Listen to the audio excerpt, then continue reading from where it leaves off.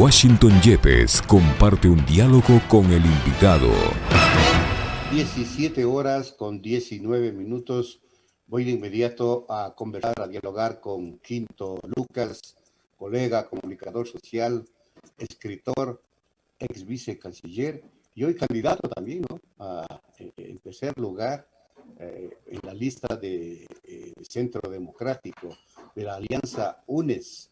Quinto, qué gusto saludarte, qué gusto verte a los tiempos. ¿Cómo estás? ¿Me escuchas bien? Sí, ¿qué tal, Washington? Un saludo fraterno para ti, para todos los amigos y amigas de la radio y para todos y todas los que están escuchando el programa. Un gusto y un saludo fraterno siempre. Igual, Quinto. Bueno, no cesa, Quinto, la persecución a las listas que están respaldando las candidaturas de Andrés Arauz, de Carlos Rabascal y también, obviamente, de los asambleístas que serán electos en febrero. Hay una nueva demanda ahora que está siendo tramitada por el Tribunal Contencioso Electoral de parte de un movimiento ahora que cuestiona una serie de aspectos, pero esa no es la parte central, porque la persecución está dada desde hace rato. Sacaron de juego a Rafael Correa, pretendieron sacar de juego al binomio y todavía podrían sacarlo del juego. Es decir, ¿en qué estado de cosas entonces se están desenvolviendo ustedes de cara a enfrentar el proceso de febrero? Es increíble, Washington, porque realmente uno piensa que sorteó un obstáculo y aparece otro obstáculo. Y así va a seguir, creo, hasta las elecciones e inclusive en el conteo de las elecciones va a haber que tener también mucho cuidado, porque lo que nos están mostrando es que hay que tener desconfianza en todo, que el fraude previo que se intentó, bueno, en parte se hizo porque se logró descalificar a Rafael Correa con un juicio amañado, pero también se intentó antes descalificarlo con aquello de que se presentara personalísimamente y bueno, todo ese cuento que se inventaron en el CNE en ese momento, pero también fue todo un proceso de no dejar inscribir nunca a una opción de la Revolución Ciudadana. Varias opciones se intentó y no se dieron la posibilidad hasta que se logró el acuerdo con Fuerza con Compromiso Social y se logró participar con el número 5, entonces fueron sobre eso y eliminaron la opción de participar con Compromiso Social lista 5 y por suerte surgió la opción de llegar a un acuerdo con Centro Democrático, pero cada cosa es un Increíble, problema, increíble. es increíble, porque ellos saben que es la forma de liquidar al proceso de cambio y al proceso progresista.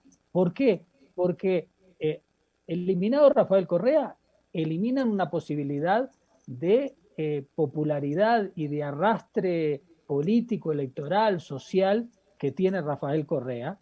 Lo eliminan, no totalmente, pero sí le quitan muchas posibilidades. No Fuerza. se imaginaban que Arauz iba a lograr consolidar el apoyo ese popular de Rafael y además una consolidación propia con los jóvenes, empezando a posicionarse. Entonces ya no les gustó y dijeron, bueno, hay que eliminar este binomio también. Imagínate, Washington, yo me acuerdo que el propio Verde Claro. Soto lo que quería, y ahí se evidenció muy claro, lo que quería decía, bueno, pero entonces cambien el binomio total, como inventen, saquen dos más de ahí de no sé dónde y pónganlo de presidente y de vicepresidente, porque lo que quieren es ir disminuyendo la posibilidad electoral, disminuyendo. Y se han dado cuenta que también la gente, lamentablemente, para ellos, empezó a salir a las calles, no se imaginaban. Entonces, entre ese temor y esa cuestión, siguen con las chicanas. Y ahora, después de haber pasado en el CNE, yo digo que en el CNE, al final, la mayoría del CNE adoptó una posición legal, como tenía que actuar, políticamente correcta, y yo digo políticamente correcta, porque ellos sabían y lo tenían íntimamente marcado, muy claro, de que estaban eliminando un sector importante de la participación política del Ecuador.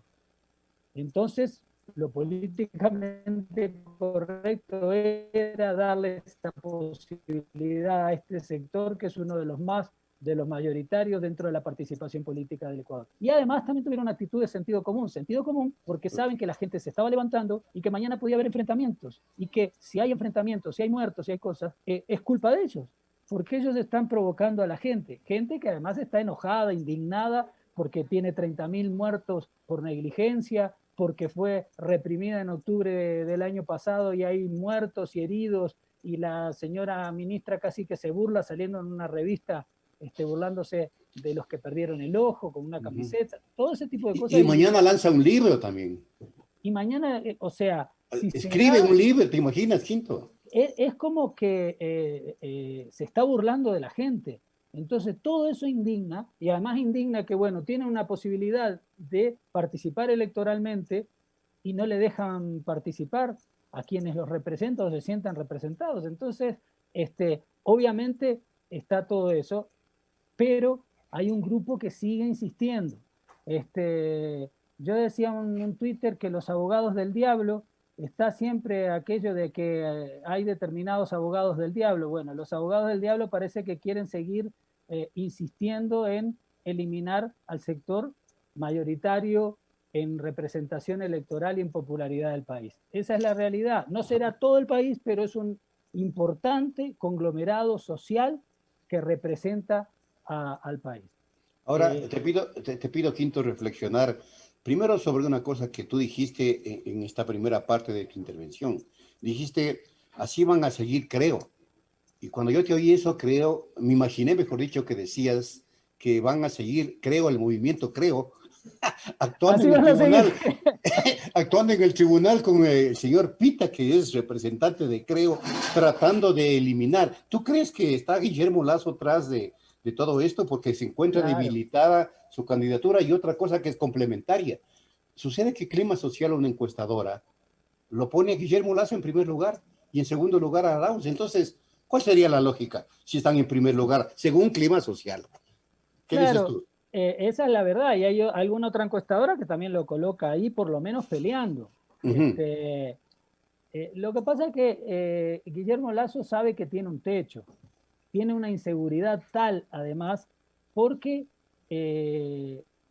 tiene muchas dificultades, tanto para enfrentar la campaña como para después enfrentar un gobierno. Entonces, eso creo que le da inseguridad. Yo creo que él se siente muy inseguro, y sus votantes y su gente se siente insegura. Entonces, tienen que eliminar a los candidatos posibles que le puedan ganar, sea en primera o en segunda vuelta. Entonces, tienen la necesidad, y si no, eliminarlo, por lo menos diezmar al máximo su posibilidad, tratar de que el binomio de la esperanza empiece a perder posibilidades electorales en toda esta campaña. Por eso yo digo que va a seguir la chicana, porque a ver, cuando vos tienes un binomio que está contra la pared, que le hace el CNE una determinada acción, que viene el TCE y le hace otra acción, también estás en la incertidumbre, y el votante todavía está en esa incertidumbre. ¿Tendré la posibilidad de votar a quien realmente me representa, o tal vez no tengo? Y eso crea también, además de la indignación de la gente, pero también crea una incertidumbre. Y eso es lo que quiere, creo. No solo lo creo, estoy seguro. Claro, ¿no? Sí, o sea, ¿tú crees que Creo está detrás de todo esto? Está ahí, pero en el CNE quedó muy claro, con Pita, que es el vicepresidente. Se declaró parte de Creo, él se declaró que fue puesto ahí por Guillermo Lasso, y hizo todo para tratar de eliminar, no, quería eliminar el binomio. ¿El binomio? El binomio. Y el otro que también es de Creo, que es Verde Soto, como se sintió medio, porque ya también era tan absurdo lo de eliminar el binomio, se encontró, dijo, bueno, yo me abstengo, pero mi propuesta es que se cambie todo el binomio, no solo que se cambie a Rafael Correa, sino que se cambie también a Arauz. O sea, son un poco descarados bastante, digo, yo me río, pero es de indignarse. O sea, sí, la verdad es que también se causa hilaridad, pero de todas maneras es algo que yo al menos no recuerdo un nivel de persecución de este nivel en anteriores procesos electorales. Sí, se le persiguió a Don Buca, recuerda tú, Claro, se le persiguió y a la final Roldós entró y les barrió. Se le persiguió un tanto a Abdalá Bucaram, pero no mucho. Pero ahora es realmente inimaginable, pues es una cosa ya extrema, ¿no? es que Históricamente todo, hablando, Quinto, pero, tú pero, eres pero historiador. no, nunca, no. O sea, las Nunca. persecuciones a Don Buca o la persecución a Abdalá, o inclusive, digamos, Lucio Gutiérrez, que no fue candidato y fue el hermano y tuvo una buena votación. O sea, ¿te Ajá. recuerdas cuando Claro, quedó en tercer ganó lugar. Correa, quedó en tercer lugar, tuvo una muy buena votación? Entonces, ese tipo de cosas no se han No se ha dado visto, y ¿no? no se ha visto. O sea, lo que decían, finalmente los niños, que eran los niñitos bien, pero ahora son los niños represores, siempre pudieron participar y tuvieron candidato presidencial y tuvieron que ellos tanto, digamos, decían que los perseguían, ellos participaron en las elecciones sin ningún problema, que no me venga los rupturas, Ujú. bueno, que ahora son, ni me acuerdo el nombre, pero bueno, ahí tienen otro movimiento, este, los niñitos siempre participaron, entonces nunca hubo una persecución tal, pero además sistemática, porque es, si haces esto, te hago esto otro. Entonces lo que nos da la certeza es que van a seguir tratando de golpearnos. Y después, la última, que es lo que no quieren hacer porque ya eso es muy evidente, es hacer el fraude ya directo en las urnas. Si la diferencia no es mucha, si la diferencia entre Arauz y Lazo no es mucha, tú sabes cómo se manejan las urnas, a veces se las podrían manejar cuando no es mucha la diferencia, cuando la diferencia es amplia, por eso nosotros estamos jugados a ganar, En primera necesitamos vuelta. en primera vuelta, y si fuera en segunda vuelta tenemos que ganar muy bien, y además tiene que haber una observación internacional muy grande de la Unión Europea, de Naciones Unidas, que realmente nos den la certeza, porque siempre es seguro que van a seguir haciendo chicanas, eso ya está muy claro, desde el CNE o desde donde sea. Nunca se había dado una cosa así, nunca. Sí, es tremendo. En la historia yo tampoco, ya llevo como 40 años en el periodismo, no registro memorísticamente hechos de esta naturaleza. Ahora, la ministra Romo ha dicho que la parte clave de este asunto de Liz Paul se centra en el carro que está utilizando Andrés Arauz, la movilización de su campaña electoral. Ahí está la parte clave, es el nudo.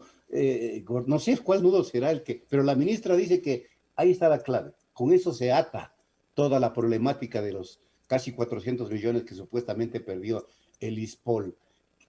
¿Están desesperados? ¿Se inventan cosas? ¿O qué pasó? ¿Utilizó o no ese carrito el señor Andrés Arauz? O sea que además es un carro de 400 millones, porque esa es la Imagínate, verdad, hermano, es que porque ya se oye tanta barbaridad que una vez ya claro, o no sea, queda más que reírse. es que es el absurdo. Primero es que ya quedó claro de que bueno, que la empresa esa vendió el carro hasta en el 19, entonces ¿de Ujú. quién será el carro? Andrés no ha usado ese carro y la señora trata de desviar. Eso es lo increíble, una ministra de gobierno metiéndose o tratando de incidir en las elecciones, más allá de las responsabilidades que ella tiene que decir. ¿Cuáles son las responsabilidades? Claro, ¿cómo se desapareció esa plata? Y ella es la ¿Cómo se presidenta del perdió? directorio del Ella es la Lispol. presidenta del directorio, ¿cómo se le desapareció? Entonces, que no tenía capacidad ni de darse cuenta de que estaba pasando eso. Las cosas son muy raras, entonces ella va a tener que explicar todo eso. Y en esa cuestión se inventa todo esto del carro, que además trata de utilizarlo políticamente, electoralmente. Es una forma de tratar de golpear a Andrés. Pero que una ministra de gobierno se meta en eso, por más odio que tenga, es demasiado bajo. Ella tiene que explicar cómo desapareció la plata. Eso es lo que tiene que explicar. A ver quién se lo llevó, cómo fue, tal y tal, cuál fue la actuación de ella, por qué sucedió. Eso es lo que tiene que pasar. Y la policía, que el 30 de septiembre del 2010 quiso dar un golpe de Estado, tiene que decirle, señora ministra, a ver, díganos la real, cuéntenos la verdad, cuál es lo que ha pasado. Usted tiene responsabilidad en esto. Pero claro, porque ahora como hay, sí, eso es lo raro, ¿no? En el 2010, por unas condecoraciones y unas no sé cuántas cosas, dice que ya se levantaban por eso. Ahora que pierden 400 millones de dólares, este, preferían las condecoraciones que los 400 millones. Es medio absurdo todo. Sin Entonces, duda. ¿quién está atrás de todo eso? ¿Es solo la ministra? ¿Está atrás realmente algún poder extranjero que los para que no se muevan y reclamen por sus propios derechos a los policías? Una cosa muy compleja, ¿no? Sin Entonces es duda. raro que la ministra se meta en esta, digo, no es raro, pero es terrible que la ministra se meta en esta pelea tonta o tratar de desprestigiar a Andrés. Estamos conversando con Quinto Lucas, de candidato a asambleísta nacional por la Unidad por la Esperanza, ¿no? UNES y Centro Democrático.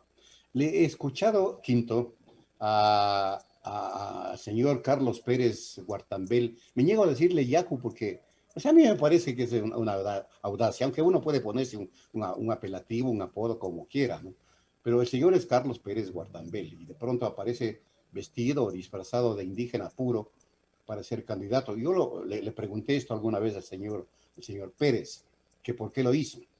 Bueno, él tiene sus explicaciones, pero le he oído, Quinto, en una entrevista con Carlos Vera, insistir en que su gobierno, si es que gana las elecciones, va a investigar y va a dejar de lado estas prácticas de realizar obras con sobreprecio para evitar gastarse o robarse los 70.000 millones que se llevó Rafael Correa durante su gestión, porque él dice que todo se cobró el doble, que si hicieron Coca-Cola Sinclair con eso que se gastó ahí, podrían haber hecho 2 Coca-Cola Sinclair, 2 sopladoras, 2 refinerías, 20.000 escuelas del milenio, pero como se llevó 70.000 millones de dólares, sencillamente saquearon el país. Él insiste eso como centro de su campaña. Entonces, para mí es una cosa loca también. Le dijo esto Es a que, Carlos Vera, es y que que es él no va el a hacer así absurdo, porque él es muy honesto. es que es el absurdo, porque además es repetir mentiras y mentiras, lo de los 70.000 millones, además, Él ¿dónde dice que ha están dicho esos el BID, 70.000 millones? O sea, realmente es tan absurdo que no saben ni cómo explicarlo.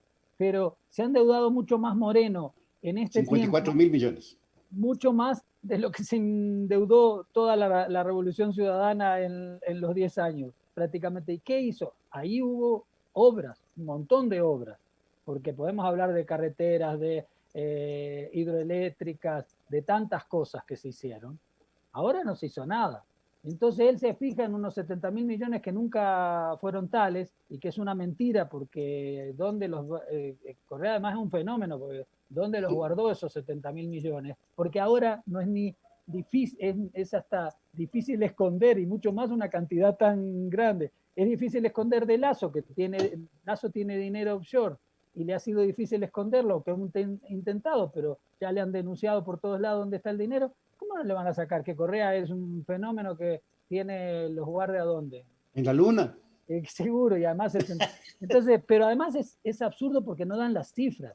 O sea, eso fue alguien que largó una cifra, no dan ni siquiera las cifras juntando los endeudamientos y todo, y después viendo lo que salió cada hora, porque se podría juntar todo. Entonces, están desvergonzados, pero claro, cuando se repite eso en redes, se repite en medios, y eso tal vez caiga sobre alguna gente, tal vez alguna gente lo crea. Yo creo que ya no es tanto. Yo creo que la gente ha ido mirando que ha sido todo un montaje, que muchas cosas han sido montaje, que ha habido corrupción y que hubo corrupción. Sí, hubo corrupción. ¿No? Personaje, Pareja fue un corrupto, no lo podemos negar. Esa señora Pamela Martínez fue una corrupta que después trató de involucrar y lavarse, y bueno, porque ella misma asumió que ella cobraba, pero después era por influjo psíquico. Entonces, los verdaderos corruptos no son perseguidos, se inventan para perseguir políticamente. Pero la verdad es que están inventando tantas cosas que de repente la gente puede creer algo, pero ya no cree tanto. La gente Pero Quinto, ¿me permites allí hacerte otra pregunta que tiene relación con lo que se viene? Es decir, esta campaña sucia se la va a desatar y ya se la desató en los medios de comunicación que están siendo controlados por las élites y se la va a sostener en la campaña electoral. Y esto va a convencer a la gente, oye, porque lamentablemente todavía la gente ve canales es que, basura sí, no, de acuerdo. y oye en radio basura. Claro, yo sí creo que eso va a incidir un tanto, pero creo que la gente, bueno, primero que ya los canales no son tan creíbles, capaz que en nuestra época incidían mucho más, ahora cada vez inciden menos, hay cada vez más medios alternativos, no están los medios públicos esos fantasmas que se transformaron en medios privados de un día para otro, ¿no? Me refiero a los que tú sabes, Washington, ¿no? Que se transformaron rápidamente, los transformaron y no pudieron meterle mano a Radio Pichincha porque no pudieron, porque si le hubieran metido mano lo hacían privado también. Bueno, o más que privado, de servicio a los sectores privados. Bueno, eso no tienen ya tanta credibilidad, pero sí inciden, todavía inciden. Pero hay tantos medios, por eso yo digo que la campaña va a tener mucho que ver y hay que trabajar mucho a nivel local, medios locales, además de las redes y todo, que es fundamental, pero en todos los medios locales para ir marcando la propuesta. Pero la gente también ha visto, por ejemplo, el caso bochorno, soborno, como dicen ellos, fue tan descarado, porque solo el tema del influjo psíquico muestra hasta risa en mucha gente. Hay gente que, digo gente masivamente. Entonces, yo no sé si va a incidir tanto. Lo que sí va a incidir es que juntan muchas cosas. Te sacan disculpa que hable así, pero te sacan al tipo que tiene la popularidad mayor en el Ecuador, que les ha ganado todas las elecciones y que le seguiría ganando si fuera candidato. Entonces eso te incide. Te complican la vida porque te pasan de un número, se te quedan con el partido y te hacen pasar de un número a otro, de otro a otro, y al final terminas en el número 1 que tienes que explicar. Hay gente que todavía cree que el número 35 es de Rafael Correa. Hay alguna gente, y sobre todo a nivel rural. Entonces, todas esas cosas juntas, más el tema de atacar con los inventos de corrupción en los medios, obviamente sí te golpea. Y si eso es constante durante toda esta época, hasta las elecciones, va a ser un golpe permanente. Y como no le pueden golpear a Andrés, no le han podido... A Rabascal le inventaron que era el chofer de la camioneta. Y que era del Opus Dei también le dijeron. Y que eran del Opus Dei. O sea, y lo del chofer de la camioneta era genial, porque además ni le daba para eso. Pero bueno, digamos, hay tantas cosas que van a inventar. Y como sobre algunos no pueden inventar, porque sobre Andrés no, entonces buscan toda esta cuestión del auto, de todas estas cosas. ¿Y de la cédula qué pasó con Andrés Araúz, Quinto? Ahí sí hubo un error. Pero de tipografía. De tipografía, pero el tema pero es por eso ya les quieren descalificar. Nos venían golpeando que no nos dejaban tenías que inscribirte una vez, después inscribirte otra, después ver, y tendrías que ver la lista nacional, que además no tuvieras problemas porque de repente también y de repente sí, se pasó un error, pero hicieron eso como que fuera un tema fundamental. Va a ser tan tonto de poner una cédula de otro tipo. O sea, es que además hasta piensan mal porque no logran ni siquiera discernir lo que puede ocurrir realmente. Es imposible una cosa de esas. Pero bueno, la gente también esas cosas las ve como muy traídas de los pelos. Como el caso Balda. El caso Balda a nivel internacional, el viejo Pepe Mujica, él mismo dijo en una declaración, pero eso parece una telenovela mexicana. O sea, es un invento demasiado grande lo que hace ese señor. En aquel momento, porque solo era mirar las cosas. Entonces, ellos mismos se contradicen y dicen, atacan, pero van a seguir atacando. Todo eso sí te puede mermar. Y claro, puede haber golpes, pero por ejemplo, hay compañeros, amigos y amigas, que me decían, pero no corrieron un riesgo en poner a Rafael en lugar de haber puesto directo a Carlos y no sé qué.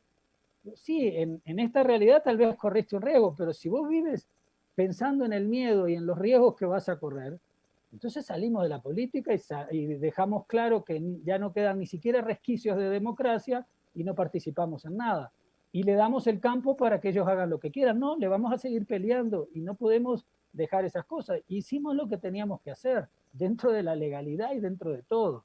Y ha servido esto para demostrar que la institucionalidad ecuatoriana no funciona, Quinto, porque, bueno, CNE, TCE, Corte Constitucional, Asamblea y todo el mundo, no pasa absolutamente nada.